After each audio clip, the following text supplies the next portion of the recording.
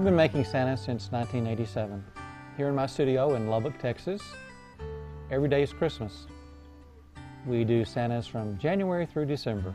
My staff and personnel are all craftspeople who have the same love of Christmas that I do. And I think you have to have that to do it every single day. I'm always getting questions about, well, do you ever get tired of Christmas? And no, I really don't. When I was a little boy, Christmas was a really big thing to me. Never could get enough of it. Loved the excitement and the anticipation of Christmas. I was born in 1950, so the 50s was an era when my image of Santa Claus was the Coca-Cola Santa. I remember going as a small boy to the Piggly Wiggly, a local grocery store, and going to the Coca-Cola display and seeing the big cardboard cutout of Santa Claus. So that was the initial image that was burned into my mind.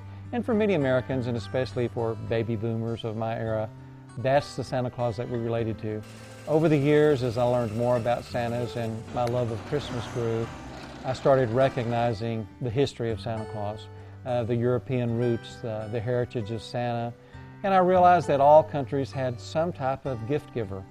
So what I've tried to do now as a career is to glean from all those different cultures and different countries and put together different types of gift givers. We have made Santas and shipped them all across the United States. We're in lots of different specialty stores, department stores. We've gone from Neiman Marcus to Bergdorf's to Nordstrom's to Disneyland. It's been a real pleasure along the way to work with lots of different buyers and lots of different people who buy different types of Christmas products. We have designed specialty pieces for Colonial Williamsburg over the years that had to have historical accuracy. So that's been fun to do research and to find out the type of Santa that would have been during a certain century and try to do an interpretation of that.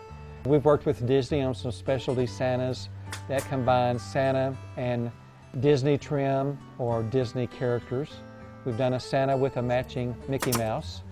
It's been a real interesting trip to always be doing Christmas.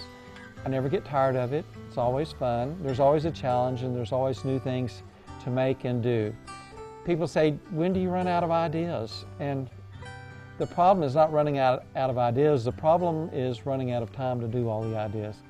So I love the Christmas season when I can go to lots of stores and events and concerts and things that you get all the feeling of Christmas, because I want each one of the Santas that we do to have a certain type of feeling. They're about the gift giver, they're about the joy of Christmas, they're about the memories of Christmas. People, will walk up to one of my Santas and say, oh, it has a little wooden train on it. My grandfather had a little train that went around the Christmas tree, and then they spin off into all these different stories about their memories of Christmas. And I tell my children and my grandchildren that that's basically what we're doing here, is we're taking all the good things that people feel about Christmas. The smell of a Christmas tree, grandmother's baking cookies, and all those things that are nostalgic. And we're kind of rolling them into a character. And it's something that's lasting, that's memorable. We have tried over the years to create pieces that will be passed on to children, to grandchildren, nieces and nephews, to go to other generations to celebrate Christmas memories. I'm thankful and I'm grateful that we get to be a part of so many different Christmases, because now then we have basically touched literally thousands and tens of thousands of people's lives with their own personal selections. That they went into a store and from across a room they saw the twinkle of an eye on a Santa, or they saw the whiskers on a Santa, and they decided that that was something that they had to have to be part of their Christmas celebration. And I'm always grateful and thankful to have that.